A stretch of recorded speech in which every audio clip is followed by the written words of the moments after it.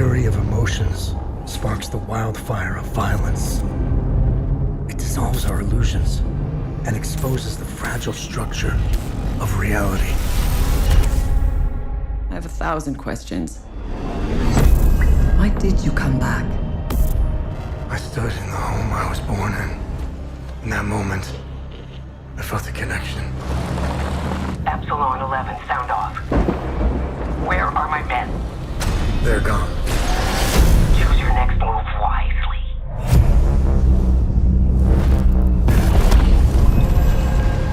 What happened here? Madness and hatred and lots of it. Impossible. It's you. We must continue. We've begun to uncover.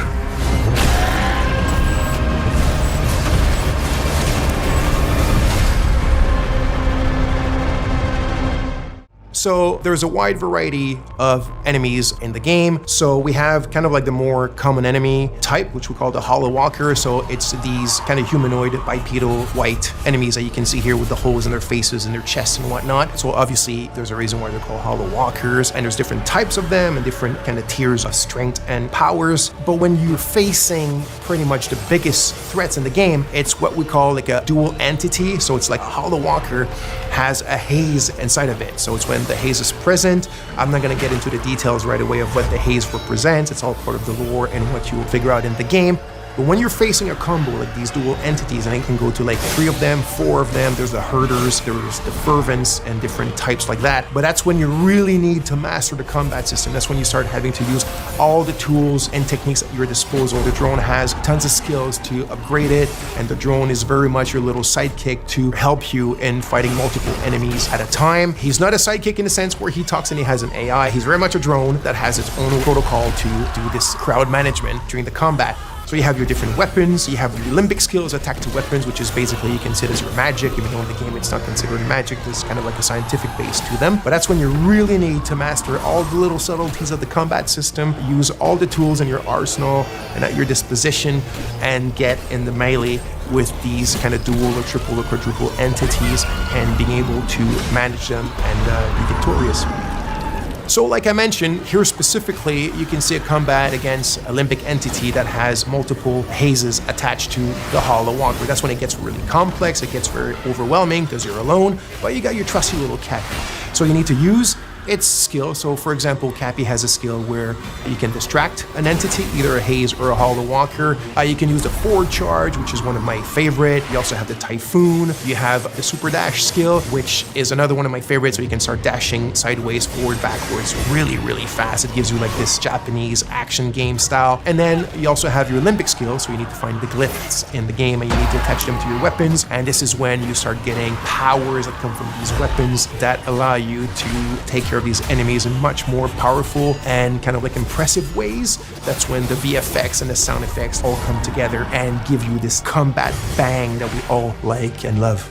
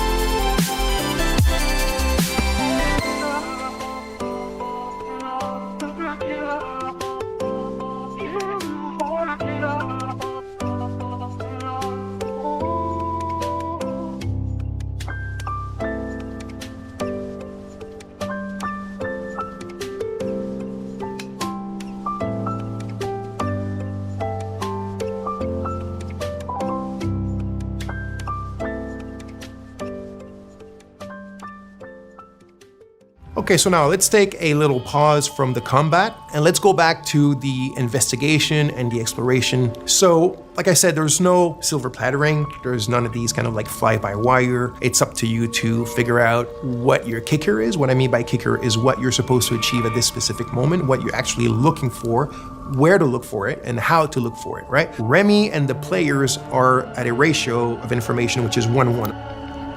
It's in Akasa Marshes. It's quite a ways from here.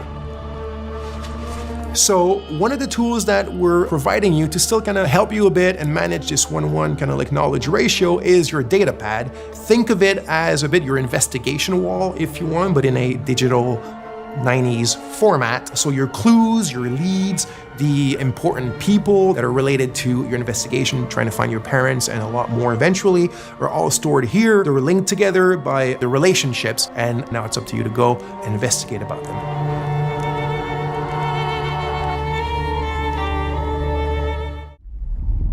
I don't remember when it happened, but I remember how I felt.